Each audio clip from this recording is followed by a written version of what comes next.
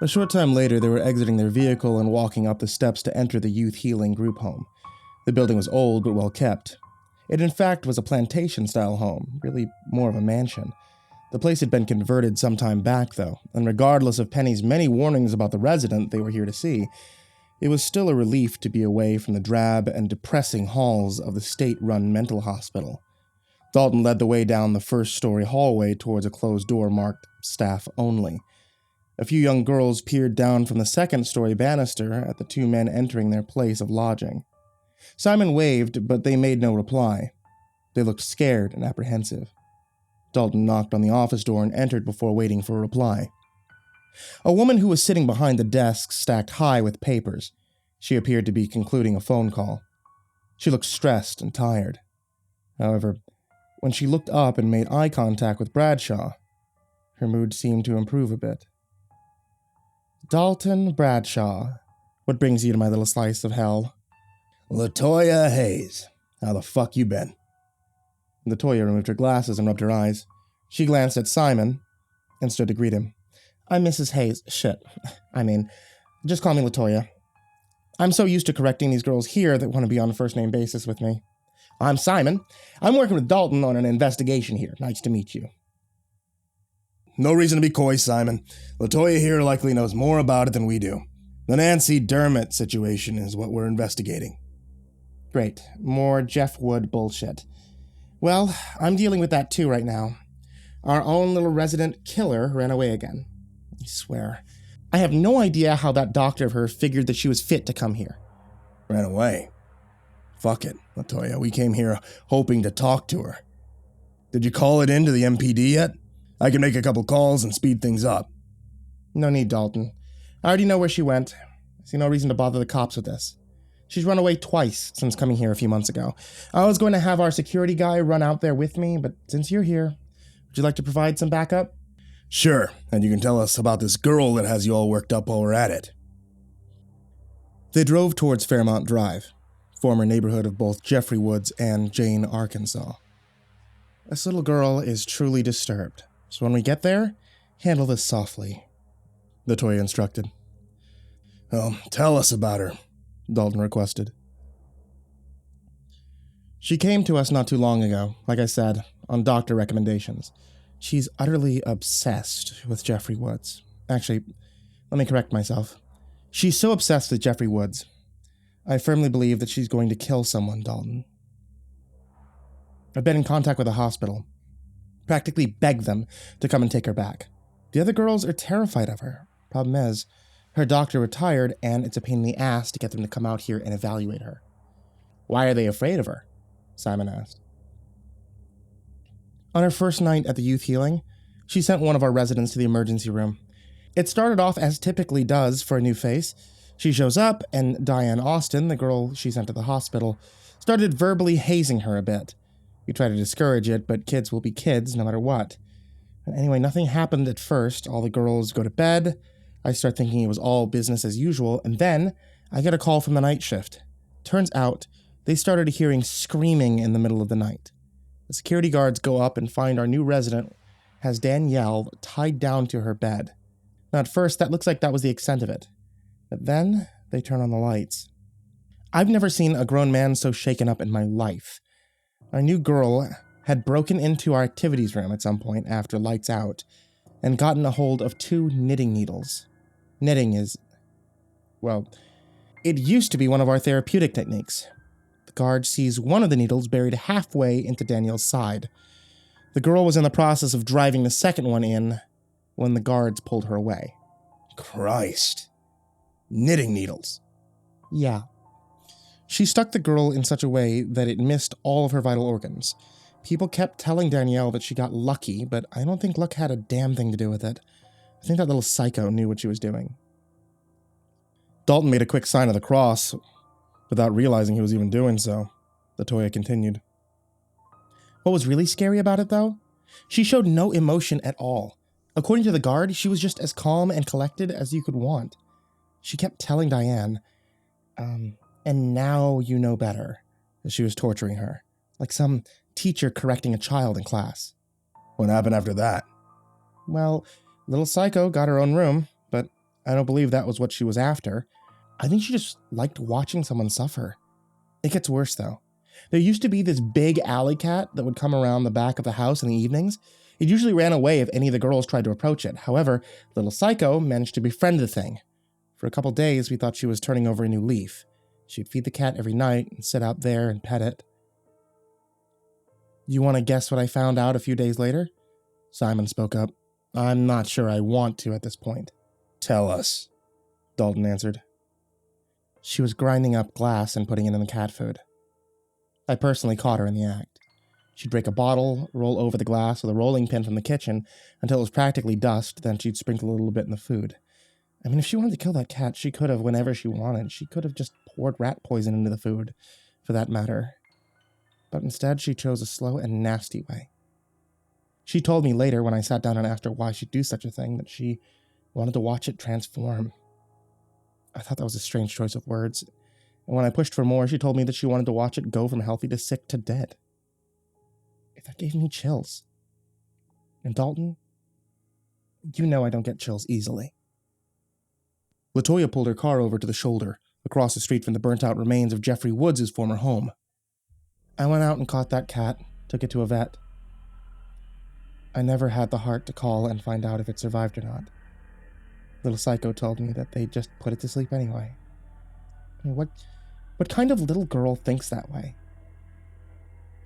Okay, I must be missing something. If she stabbed a girl, how the hell is she not in jail or back at the mental hospital? Simon demanded. Like I said, her doctor is retired, so all she has right now is me, her caseworker. In order to have her committed back into Southeast Louisiana Psych, I have to get a judge to bless off on the recommendation. So far, they keep giving me the runaround. We keep her as separated from the other kids as possible. We have her pretty much under constant watch. But as you can see, it doesn't always work. As they continued to talk, LaToya led the men past the vacant lot where the Woods' family home once stood, and into the wooded lot behind the property. There's a little shack out there. If you listen to Monica Davenport's audio release of Jeff's interview, you might remember him mentioning the place. A little hunter's shack or something from way back when. Oh yeah, Jeff mentioned that he and his brother found it on the day they encountered Randy Hayden and his friends for the first time, Simon replied, his voice sounding distant and wandering. So what's this little girl's story, LaToya? Besides her being a psychopath for stabbing her roommates and poisoning stray cats. Oh yeah, well, if you're expecting some long, drawn-out story where she gets a tragic beginning based around events out of her control, forcing her to forge her mind into a new place in order to accommodate her chaotic surroundings, then you're in the wrong chapter. Because no, she has no such sad past. She's just sick and sadistic. She displays all the typical sociopathic behaviors, almost textbook, really. According to her father, she was initially sent to see a psychiatrist due to violent outbursts towards her brother. She would stab his hand with a fork during meals, trap him when he was walking down steps, and even once dumped hot grease from her kitchen over the top of the shower curtain while he was washing. Luckily, most of it missed him, but he got some nasty burns on his ankles from the splash. This concerned her parents, but didn't cause them to lose all hope. When they asked her why she did these things, she'd tell them that it was just a joke or something. They didn't become scared until she raised the stakes. Turns out she was caught mixing Drano into his drink one day. Apparently, he liked a certain brand of soda, so no one else really touched it. She put just enough of the chemical to make him sick. By the end of it, when she was finally taken over to New Hope, they'd sent the brother away for his own protection. They couldn't keep pets because she would either torture or kill them, and they had to put locks in all their cabinets to keep her from getting into more chemicals. Her dad painted a picture of a girl who had no idea where the lines fell between right and wrong. She seemed incapable of guilt or remorse. Even through all of that, though, her parents tried to keep her from being committed. They'd hoped that her weekly visits with the shrink could do the trick. But you know what they say? Hope in one hand, shit in the other. And tell me which one weighs more. In late 2015, she apparently fell into some sort of obsession with Jeffrey Woods. Well, his crimes, at least. It became too much for her family to handle when she attempted to carve a scar up the side of her brother's face. Jesus, Mary and Joseph, Dalton mumbled absently, like unaware he was even doing so. Did you ever meet her doctor? Simon asked. Sawyer? No, only read his notes. From the files we received on Little Psycho, she should have been an ideal resident. Sawyer gave her a great review. Maybe he was just trying to pad his resume, though, since one of his patients did commit suicide in the Mandeville police station just a few years back. Oh, I remember that.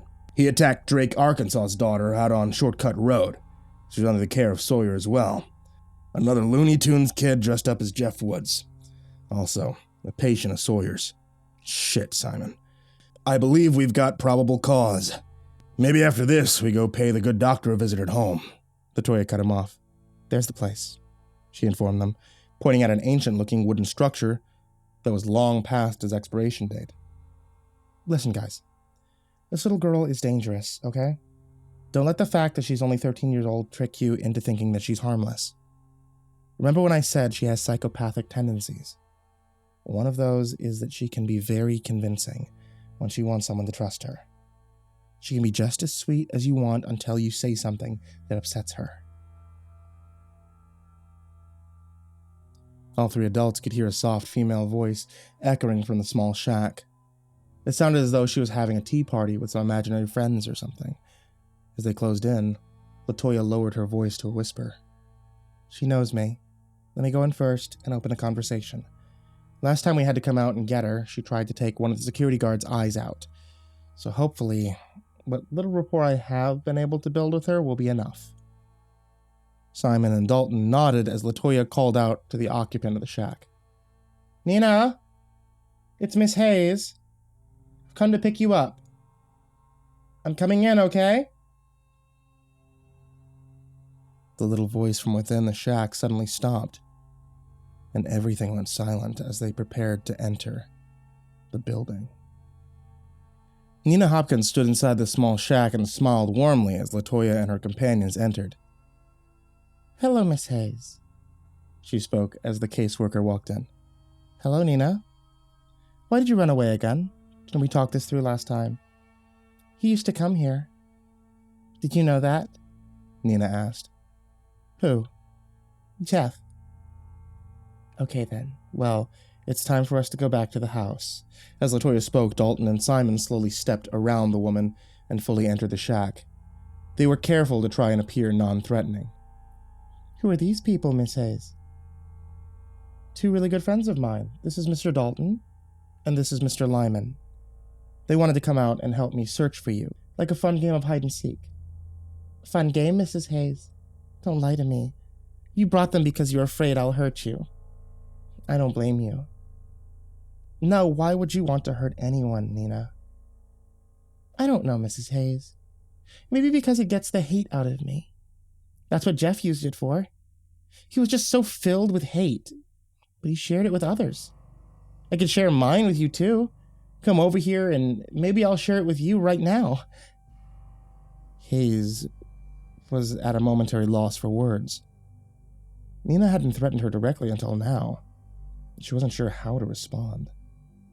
During her tenure in counseling wayward youths, she'd been threatened many times. However, those threats always came from a vacant place of false bravado.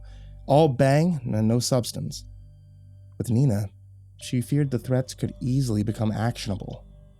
Simon stepped forward, his hands held out in a gesture of goodwill, and took the responsibility of dealing with the disturbed young girl momentarily off Latoya's shoulders. So, you're a big Jeff the Killer fan, he began, being careful to refer to the serial killer by his media name, as opposed to his actual. So am I. I study Jeff the Killer. That's why I'm down here in Mandeville. Yeah, right, she replied flatly. Seriously, check it out. This shack, the reason why you're here. This is where Jeff and Lou came on the day of the fight in front of the friendly video. That's why you like this place. Am I right? Stupid. Jeff the Killer never came to this place on the day of the fight. Jeff Woods did. No. Jeff the Killer came here after he transformed. Dalton raised an eyebrow. The girl could be crazy, sure. But at the same time, if she had some sort of knowledge of where Jeff Woods went to hide after his final murders, then this could be the first major lead in a long time. He had to fight the urge to remain silent and let Simon continue with his soft, officer-friendly approach. Simon also took note of this interesting tidbit of information, but decided it was best to stay on track. Fair enough, Nina. I may not be on your level of knowledge, but I'd sure like your help in getting there. Bonding. Very cute, Mr. Lyman. Using my first name in an attempt to humanize yourself to me? Expressing a shared interest in an attempt to connect with me? My doctor told me all about these tricks. Listen, I understand where you're coming from. I share an interest in these types of things too, and I understand that it can sometimes make people afraid of you, Nina. But I don't think you're someone to be afraid of, though. What I see is a very intelligent young woman who just needs to find someone to talk to about these things that she likes. We could talk about Jeff the Killer all day if you want to. It's one of my favorite topics. Nina Hopkins smiled, and for just a moment, the child standing before Simon looked like any other young teenage girl from the suburbs. She was a small child, even for her age, and her face had the sharp features of high intellect. In that moment, she could have just been some 9th grade honors kid with a purple streak in her hair because of her love of art. Okay, Mr. Lyman. Maybe I'm being mean for no reason. I'm sorry. It's okay. And you can call me Simon if you like, or I can call you Miss Hopkins if you like. Nina shuffled her feet for a moment, and Dalton thought, for a moment, she was bluffing. He thought to himself, Simon's actually pulling this off. My God, he must be the fucking wacko whisperer. Nina's fine. You know, my parents kicked me out and had me locked up in a psych ward. They said I'm a monster. The people at the hospital were all mean to me except for my doctor. He was nice.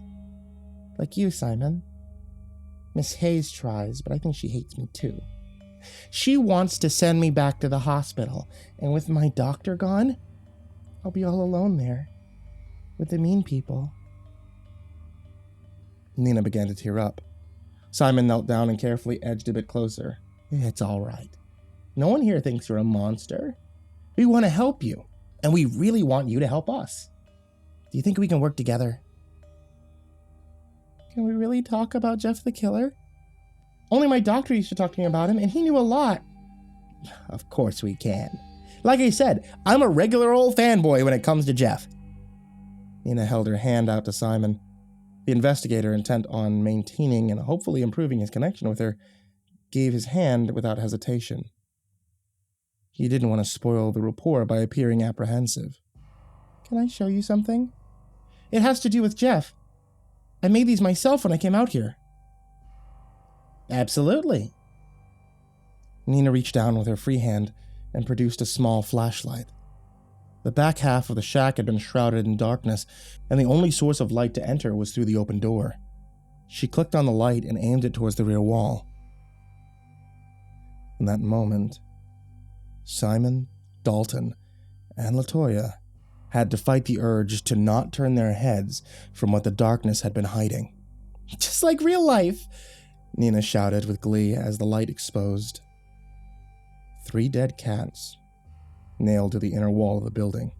I found them in the shack when I came in here today, and I just knew they'd be perfect. Maybe Jeff the Killer left them in here for me. They were in a box, and by the time they realized I was here and tried to run, I'd already shut the door. Look! One of them is like Keith, and the other one is like Troy. Simon attempted to back up, but Nina held firmly on his hand. He was trying to fight the urge to turn and run, as he didn't want to upset any potential balance. But the gore scene on the wall was hard to stand near. Nina continued to smile and brag about her work. The 3rd cat, though.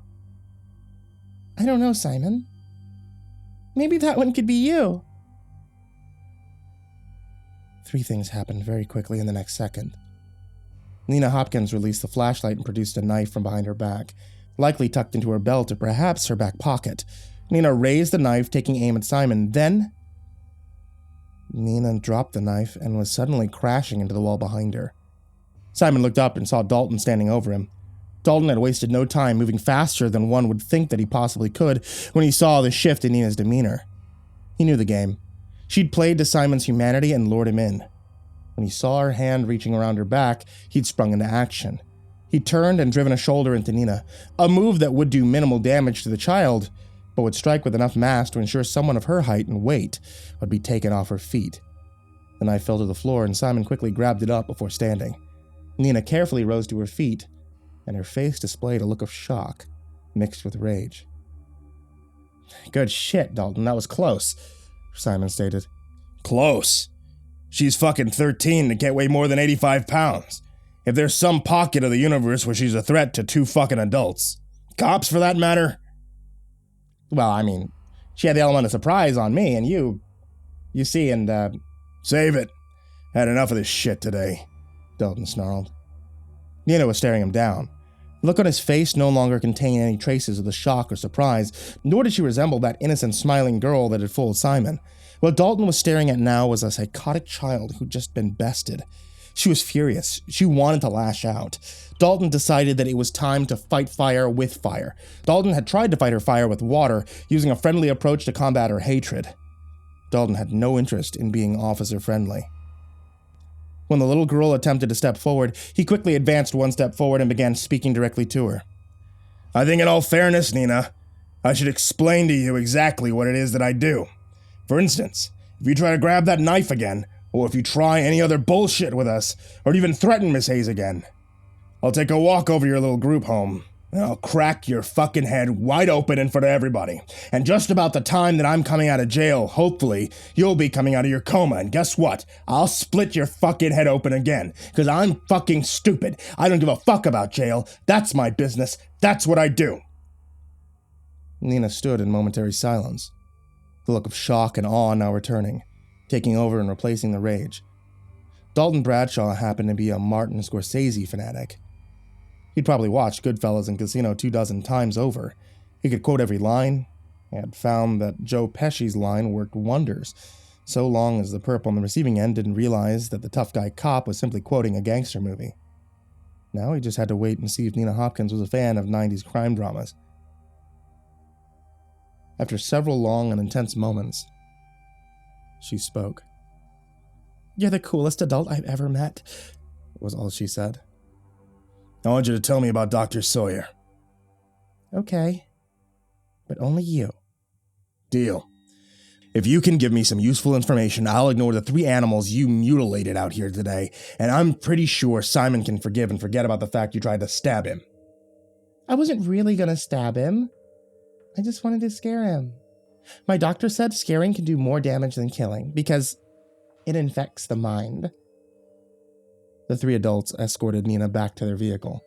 She climbed into the back seat and Dalton shut the door, giving him time to talk privately with Simon and LaToya. "Well, Dalton, I see you're still using the casino line. One day, someone is going to catch on to that," LaToya taunted. Her voice was a little bit shaky, but she was coming back to reality. Well, if that ever happens, hopefully they'll appreciate my fine taste in movies. Simon asked. "What about Nina? I mean, we can't let her go back to the youth home. She's going to eventually kill someone. We all know it. She needs to be locked up." Like I said, the judge is playing games with that. I don't know why, but it's almost like he wants her out of the hospital. Now, you don't think... That's this judge. Now, this judge and Sawyer might be connected? I don't think that. But that's neither here nor there at this moment. I'm going to make some calls, get Nina taken to an unofficial custody for a few nights. You need a break from her. I got some friends over at St. Tammany's Juvenile Detention Center. They had a psych unit there. Nina could have a few days to cool down while we try and get some paperwork pushed to get her out of your program, back where she belongs. If you end up building a case against Sawyer, do you think Nina will actually testify against him? Hayes asked. If she sees him, I doubt it. From everything we've learned today, it seems as though Sawyer had some sort of manipulative technique. If he's even involved in this. If it is that, though, she likely won't speak against him face to face.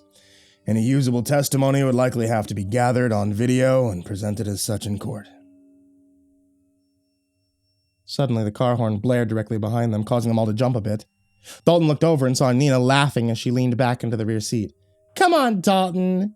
If you want to talk, let's go. I'm hungry," she shouted. So Dalton took Nina to her restaurant of choice, which happened to be CC's Pizza. Simon and LaToya waited in the car outside. Dalton spent over an hour chatting with her. As he watched her consume slice after slice of pizza, laughing and joking and acting like any normal child, he realized how dangerous this situation had become. This girl could be his niece, or some Girl Scout selling cookies. She could walk amongst people and be seen as the least threatening human being in the world. She could be polite and charming. He couldn't even fault Simon for falling into her trap back in the shed. Yet, he also knew that she was completely maniacal, had witnessed it with his own eyes. If she was the product of this Dr. Sawyer, and had the same doctor produced Brian Antoine and Trent Vickers, he shuddered at the thought of how many others could be walking about, ticking away towards madness and violence. His heart also broke just a little for Nina Hopkins. Between chilling examples of what she recalled from her time with Sawyer, a normal girl would appear. She'd notice some other girl's shoes or hairstyle and make some completely average comment. Then it was right back to her strange retellings of her times in Sawyer's office. When he and Nina finally returned to the car, he'd honestly gotten very little real information out of her. There were a few cryptic tidbits that he'd need to explore more, but in reality, he wasn't sure if her information was even worth the price of the pizza. Dalton received a call from one of his friends at the juvenile detention center, and they agreed to keep Nina in segregation off the books for a few days. Dalton's friend on the phone explained, "Look, Bradshaw, we can't keep her here for more than a few days. We'll have to fudge the reports, list her as a runaway that we found and brought in. We'll have to go with a Jane Doe approach, but you better make sure your friend from the youth healing place comes to pick her up. 3 days, got it? We're cops after all, Dalton. It's not like we can just look at a kid and sentence them to prison. If you really want her locked up, you're going to have to go through the right channels." "Got it, thanks," Dalton answered, then hung up. "Did you arrange the thing?" LaToya asked, deliberately avoiding spilling the beans. However, Nina spoke up for him. "It's okay, Miss Hayes. Dalton already told me that I have to take a few days away from the youth healing." "Christ, Dalton. You are something when you put your mind to it," she commented. Several hours later, as the sun began to set on Mandeville once again, Dalton, Simon, and LaToya stood outside of the youth healing building. Nina had been safely deposited in the custody of the parish psych ward, and the relief on Hayes' face was palpable. "I really want to just leave her out there," LaToya stated. "Don't. I need all the favors I can get, and if we fuck the parish on this, then a lot of people will get in trouble. We had to falsify some official paperwork to get her out there, so enjoy your long weekend, but don't screw me on this, please." "Look," Simon said, "I'll put in some calls to the state. Now, hopefully, in the next few days, we can get her transferred somewhere." LaToya Hayes stepped back and held her hand out to both men, who all joined up, forming a triangle of humanity. "Both of you, thank you for everything today.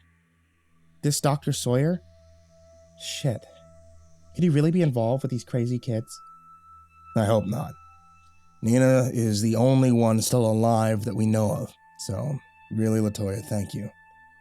She might be the linchpin to building a case here." "What all did she tell you, Dalton?" "Honestly, it was a lot of gibberish. She might still be playing games with us. I mean, she went from homicidal kid with cats nailed to the wall to wanting to be my best friend, all because of a damn movie quote. Whole thing could be a setup. But we're gonna keep digging, and we'll let you know, okay?" LaToya gave Simon a hug goodbye. The hug she gave Dalton came with a soft kiss to the corner of his mouth. The two officers loaded up into Dalton's car and back out onto the street. "Okay, Dalton, no more waiting. I can't take it. What did she reveal about Sawyer?" "I got it all right here," Dalton exclaimed, holding up his tape recorder. "Well then, your place or mine, handsome." "You got liquor?" "No, I'm in a tiny motel room." "Then I guess it's my place." From the audio-recorded interview conducted by Mandeville Police Department Detective Dalton Bradshaw with Nina Hopkins. Okay, Nina. Let's just start by... Sorry, ladies and gentlemen, we have some technical difficulties. Mr. Dalton had to scratch his butt. Give me back the recorder. No way. This is the Nina Show, and it's all Nina all the time. Fuck it. Okay, Nina. Briefly tell me a bit about yourself. Well, I am 13, a Sagittarius, and my favorite movie is that great comedy starring Marlon Wayans, where they're really funny and funny stuff happens to all these people, and they all have hilarious endings. That describes just about all the Marlon Wayans movies. Which one's your favorite? Duh, the funniest one. Requiem for a Dream. Moving on. We already know how you ended up under the care of Dr. Sawyer, but how did he condition you into one of his... Oh no, you've got part of that all wrong.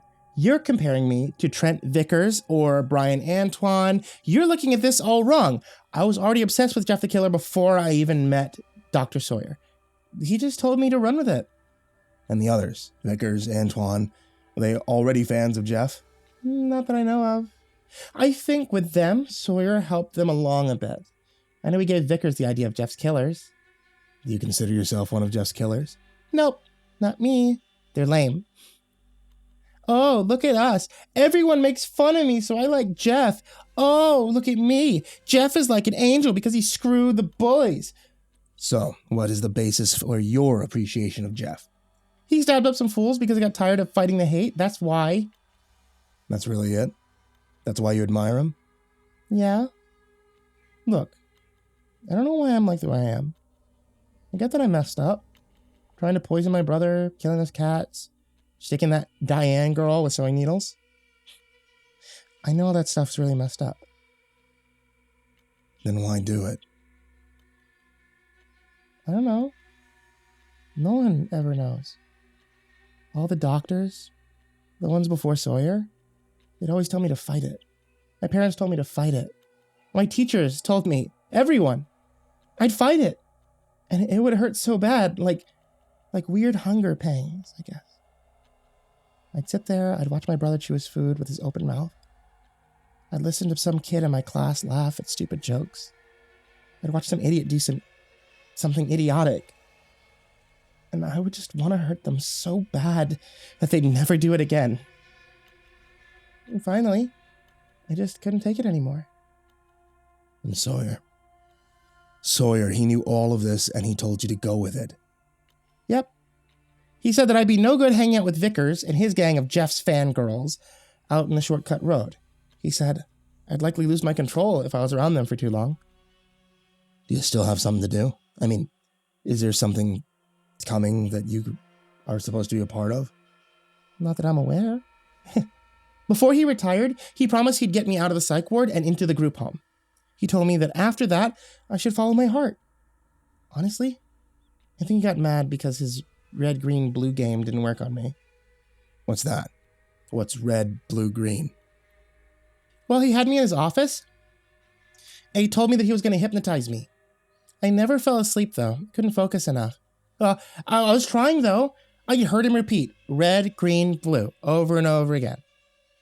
I know he did the same thing with Vickers and Antoine, but I guess since they're both dead, we'll never know.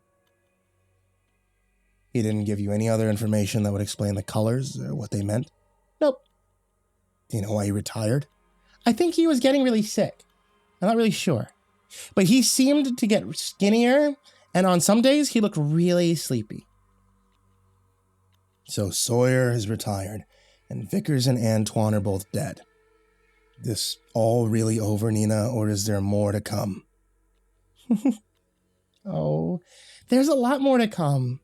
Vickers and Antoine were not the only ones. I don't know how many more for sure, but I know there's more. The ones out at Shortcut Road, most of them not really involved. Nope. Some of the most important ones, they were walking among you every day. Well, what are they planning, Nina? Tell me, please. I don't know. Really, once Sawyer realized he couldn't do the red, green, blue trick on me, he sort of stopped focusing on me. He helped me get out of the psych ward because I promised to keep it secret. And then he lied to me anyway. What did he lie to you about? He promised me that if I were to help, he'd let me meet him. Who? Who else? Jeff the Killer. Jeff the killer, as in the real Jeffrey Woods. That's impossible, you know, Nina. I mean, the real Jeff's been missing for 4 years. There's a good chance that he's long gone, dead. And if he is alive, I'm sure he's long gone from Mandeville, Louisiana. Hell, likely the South in general. Wrong, Mr. Dalton. Think about it. The night that Jeff left home, he had no money. He had no car. He had no friends to reach out to. Last thing we know about him, he killed Keith and Troy. He didn't steal anything from their homes, didn't run off in their car with enough cash to buy a plane ticket out of the country. He was alone. You mentioned before that he had visited that shack in the woods after his transformation. He did. It had running water and shelter from the weather. It makes sense that he'd go there, don't you think? Okay. Assuming that he's alive, are you saying that Sawyer has him? No. It's part of the reason that he had to break his promise. Who has him then? Dr. Sawyer. You just told me Dr. Sawyer doesn't have him. He doesn't.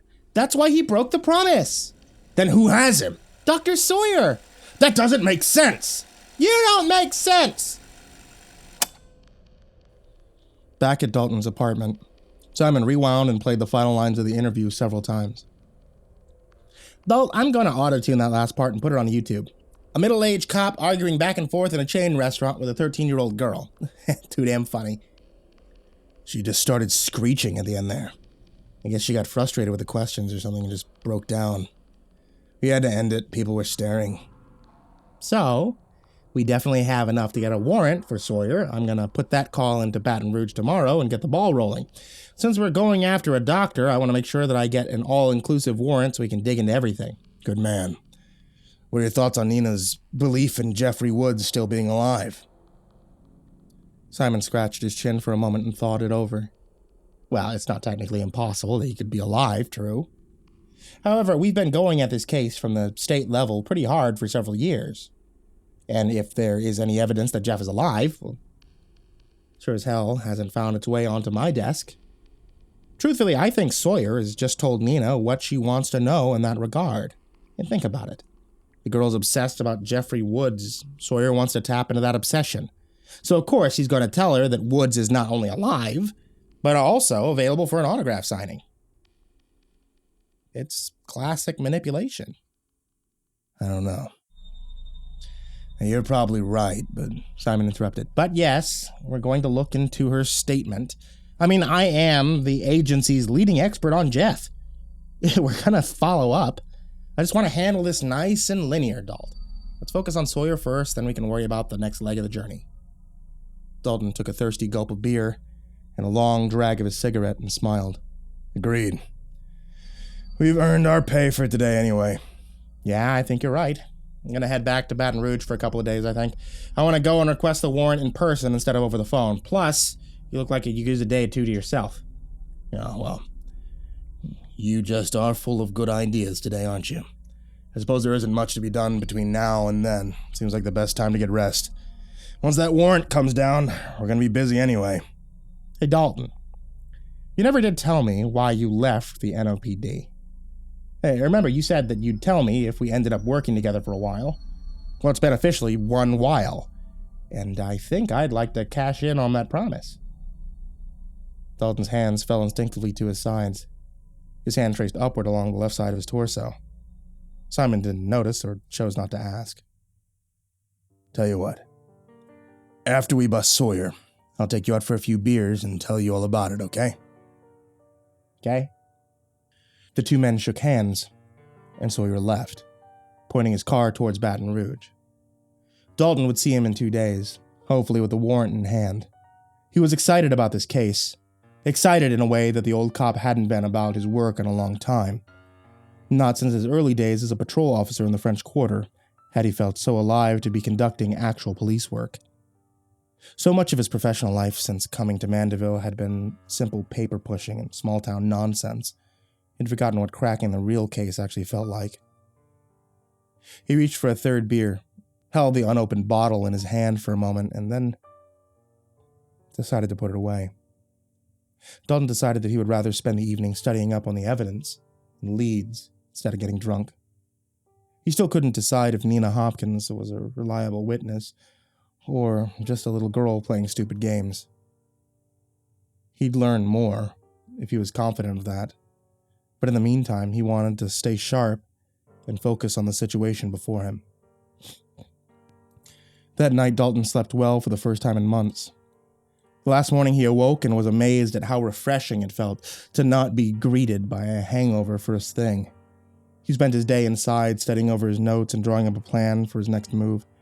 He did what limited research he could from home. The MPD database had nothing of interest in Dr. Sawyer. However, Google had a bit more to say.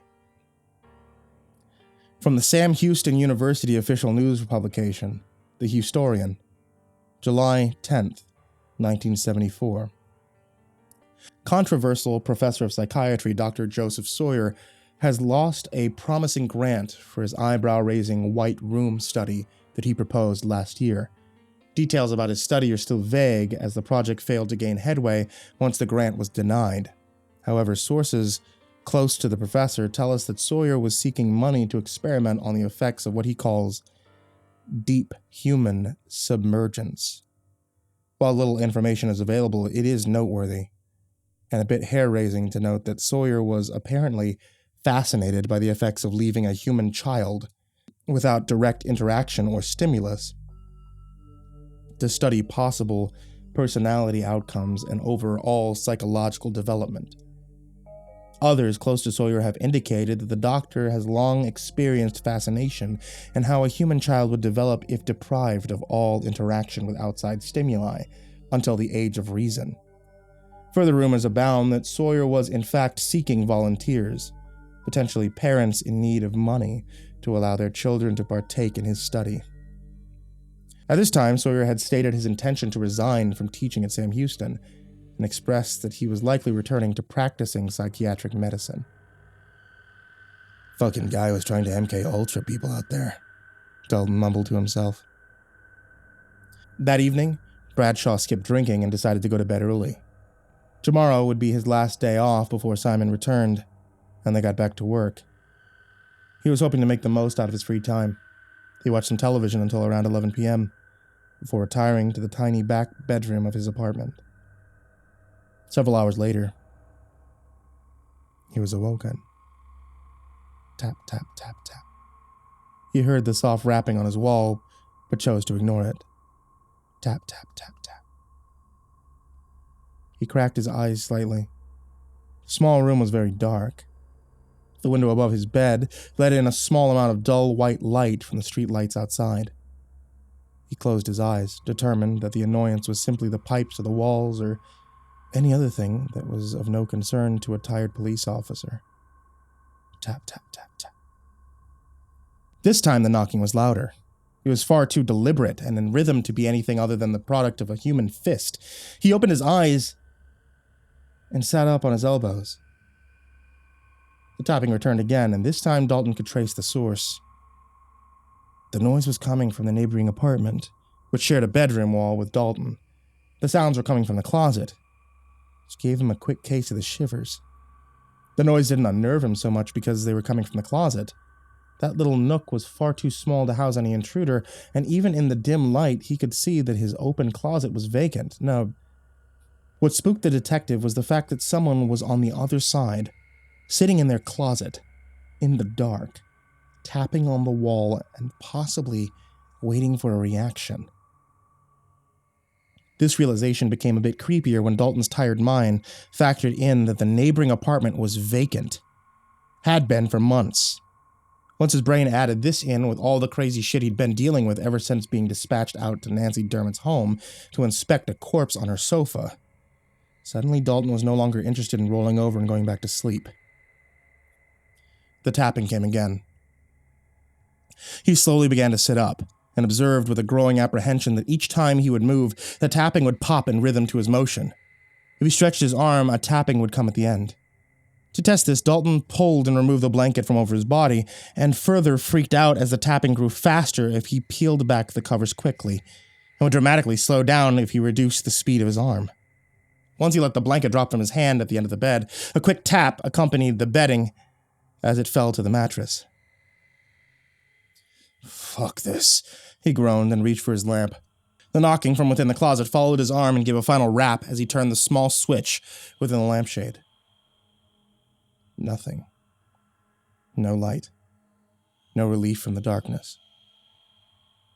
Dalton wasted no further time reaching into the small space between his headboard and wall. As his hand plunged into the darkness, he fathomed some phantom hand grasping his wrist and felt the urge to move faster. Don't let this fuck with your head, he thought. A slight relief washed over him. His hand landed on what he was looking for, the spare pistol that he had in easy grabbing range at night. The tapping continued to accompany the man as he carefully climbed out of bed and stood. Reaching into his nightstand, he retrieved his cigarette lighter and stuck up the flame. A dim glow surrounded Dalton as he peered into his open closet.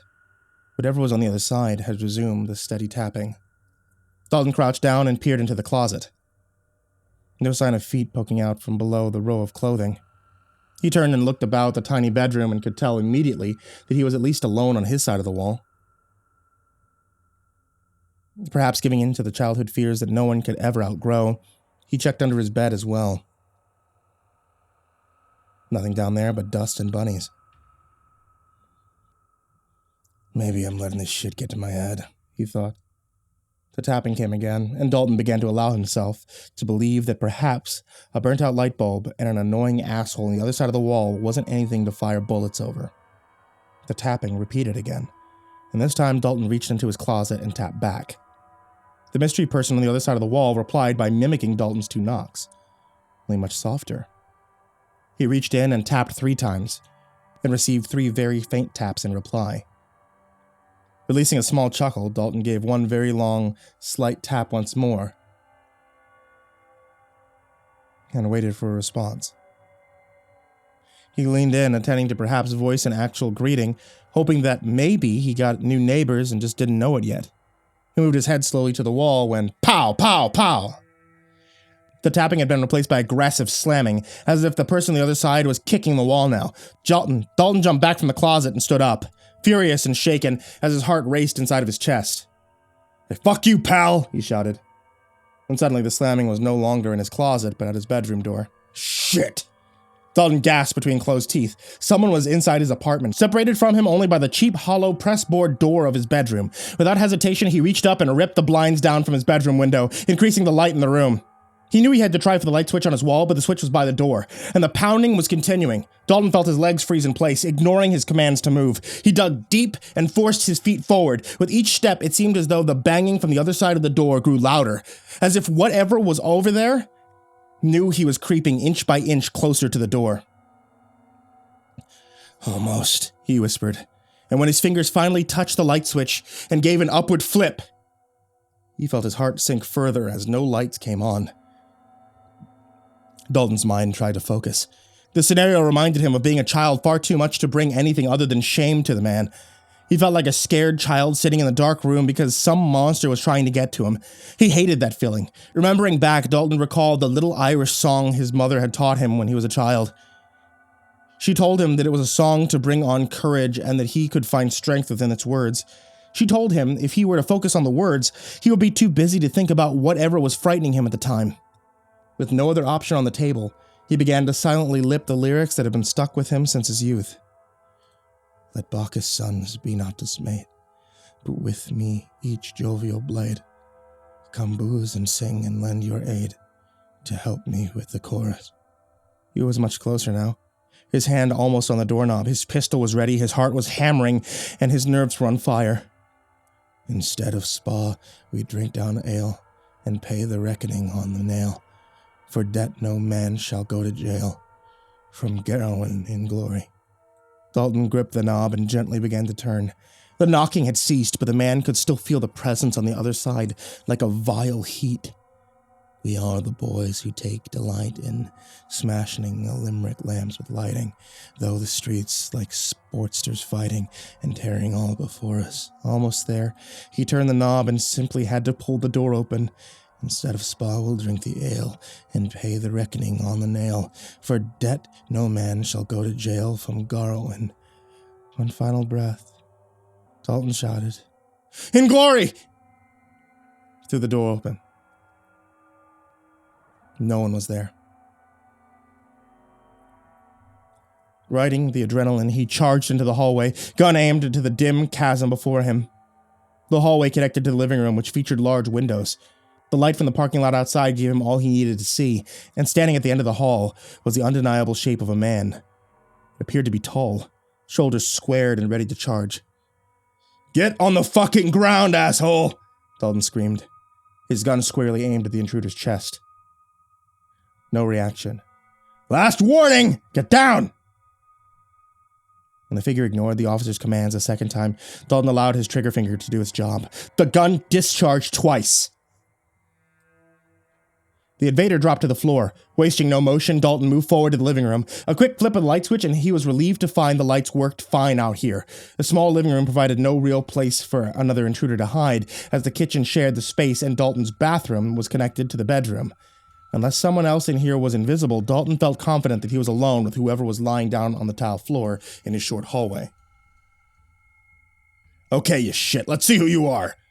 Dalton trotted over to the body on the floor and let out a shocked gasp when he realized who he shot. What the fuck? The fallen intruder before him was not an intruder at all, but rather a dummy. A mannequin head attached to clothes set up to a coat rack. The clothing was stuffed with pillows to fill out the shape of a body. The head, not surprising, was adorned with a zigzag line across the left side, no doubt intending to resemble a scar. Suddenly, Dalton recalled the knocking from the neighboring apartment. Whoever was behind all this could still be in there. Slowly, he looked cautiously at his front door. He once again began the slow creep towards the exit when he heard the door from the next apartment burst open, followed by the unmistakable sound of running feet. Moving quickly now, Dalton charged into the parking lot of his apartment, just in time to see a familiar vehicle peeling out and make a breakneck turn onto the connecting street. The Jimmy 4x4 that tried to run him off the road on the first night of his investigation was still on the loose, it seemed. Dalton quickly moved towards his own car, fully intending to give chase and call for backup in the process. However, as he ran towards his vehicle, he immediately realized that would be impossible. Whoever did this had taken the liberty of deflating all 4 of his tires. Dalton returned to his apartment and grabbed his cell phone. He always left it on the pocket of his blazer, and after tonight he told himself he'd have to make a point to plug it in by his bed each night. He began to dial the police station where his fingers froze. He heard a faint whispering coming from his hallway floor. As he turned his head to investigate, it occurred to him that the stuffed decoy on the floor was talking. Only the words were not coming from its mouth, but rather from its chest. Dalton carefully pulled away the clothes and found a small recorder hidden within the pillow that served as the dummy's chest. Listening very closely, he heard a message repeat over and over again, the voice warped in a demonic deep tone. "The red is hate. The red is hate. The red is hate. The red is hate. The red is hate." He listened to the entire tape front to back, and the 4-word itinerary was all that played. Dalton held his phone in his hand for several minutes, debating whether to call in to his colleagues at the MPD. He and Simon had decided to keep their end of this investigation private until they had real evidence, but Dalton wasn't sure if this was something to keep secret or not. His home had been broken into in the middle of the night, after all. In the end, he chose to call Simon, hoping his partner would be awake. They talked for an hour. "So you're saying someone broke into your apartment and left a decoy?" "Creepy," Simon asked over the phone. "Yeah, that stuff on the recorder makes me think what Nina told me. Weird color mantra that Sawyer was trying to use. You think it's related?" "I think all of this ties together, yeah. Look, I think you made the right choice in keeping this from your superiors at the MPD. That Jimmy 4x4 is still running around. Now tell me, how in a town so small has it not been spotted, especially if an APB is out for it?" "Do you think there might be some cover-up?" "I'm just about 100% positive. When I got back to my office in Baton Rouge, my watch commander informed me that special instructions had been sent before I was dispatched down there. Apparently the powers that be in Mandeville want me to make sure I blessed off on all this at the end, that nothing at all was out of whack in that little town. He thinks I was sent down there just to put a nice coat of white wash on the whole case at the end." Sounds like Mandeville. Especially with Hardy being at the wheel. Okay then. Well, since no one was hurt, I guess we'll just keep this little incident between ourselves for the time being. I'll see you in a couple of days. Take care, partner. Be safe, Simon announced, before hanging up. The next morning, Dalton went into the apartment next door to his and looked around. He found nothing of interest. Just an empty space. He stared into the vacant closet that bordered his own on the other side. He tried to imagine someone sitting in there, in the dark, knocking on his walls. Even with the bright sunlight pouring in from the windows, he still felt chills running up his spine. The following day, Simon returned from Baton Rouge and met up with Dalton. They went to breakfast, shared some more details of the case. Simon informed his partner that the warrant was in the works, and he believed we'd have it in hand in a day or so. Dalton was pleased, as he was eager to go and dig into whatever Dr. Sawyer was hiding. Shortly after, both men received texts informing them that Chief Hardy wanted to see them in his office immediately. Well, let's go see what the asshole wants, Dalton grumbled. I'm glad to be back in the fryer with you, partner. Dalton smiled and shook Simon's hand firmly. You're all right, man.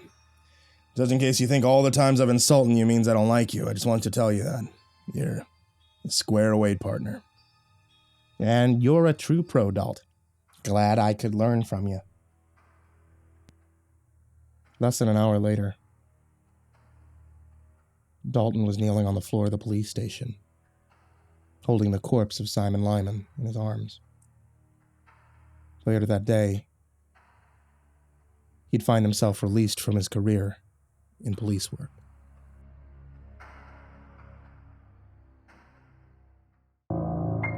Hey there kids, it's me, MrCreepyPasta, and I just wanted to tell you thank you so much for watching tonight's video.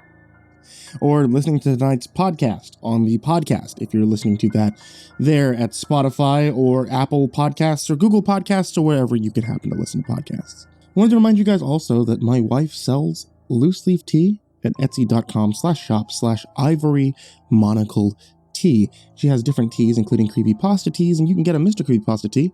If you ask for a dabbing sticker, she also has those.